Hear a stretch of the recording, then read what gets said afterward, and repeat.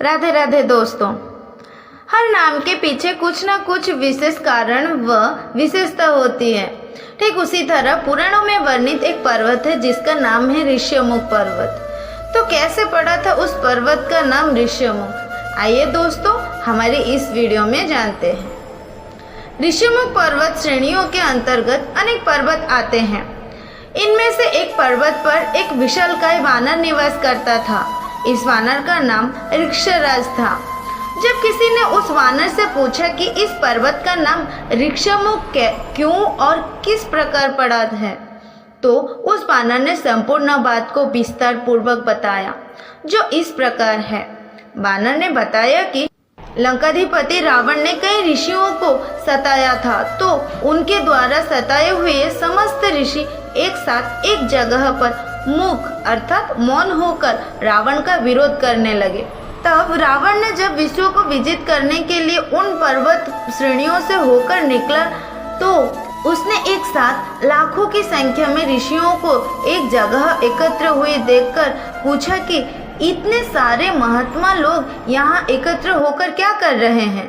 तो उसके साथ के राक्षसों ने जवाब दिया, हे महाराज, यह सभी महात्मा आपके द्वारा सताए हुए हैं और इसी कारण से सब ऋषि मुख होकर आपका विरोध करने निमित्त यहाँ इकट्ठे होकर मौन आंदोलन कर रहे हैं। तभी रावण को गुस्सा आया और उसने कहा कि इनकी इतनी हिम्मत कि मेरा विरोध करते हैं, इन सबको मार डालो। और रावण की आज्ञा से राक्षसों ने उन सभी ऋषियों को वहीं पर मार डाला।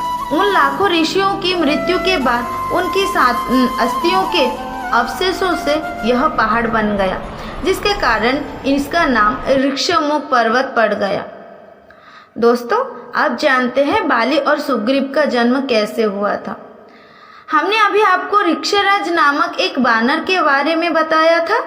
यह वानर बहुत ही शक्तिशाली और बलवान था।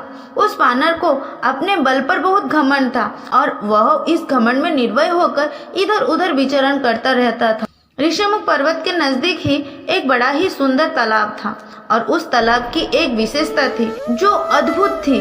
वो विशेषता यह है कि उस तालाब में जो भी स्नान करता, बाहर निकलने पर वह एक अत्यंत सुंदर स्त्री बन जाता। पर इस बात की जानकारी ऋक्षराज को नहीं थी। वह अपनी मस्ती में एक दिन वह उस तालाब में नहाने के लिए कूद पड़ा और जैसे ही नहाकर बाहर आया तो उसने देखा कि वह एक बहुत ही सुंदर 16 वर्ष की स्त्री के रूप में परिणत हो चुका है। अपने आप को स्त्री रूप में देखकर उसे बहुत शर्म महसूस हुई, परंतु वह कुछ नहीं कर सकता था। कुछ देर ही देवराज इंद्र वहां से गुजर रहे थे, तो उनकी दृष्टि उस स्त्री पर पड़ी। स्त्री को देखते ही उनका तेज स्खलित हो गया। इंद्र का तेज उस स्त्री के बालों पर गिर गया। उसके कारण एक बालक की उत्पत्ति हुई जो बाली कहा गया।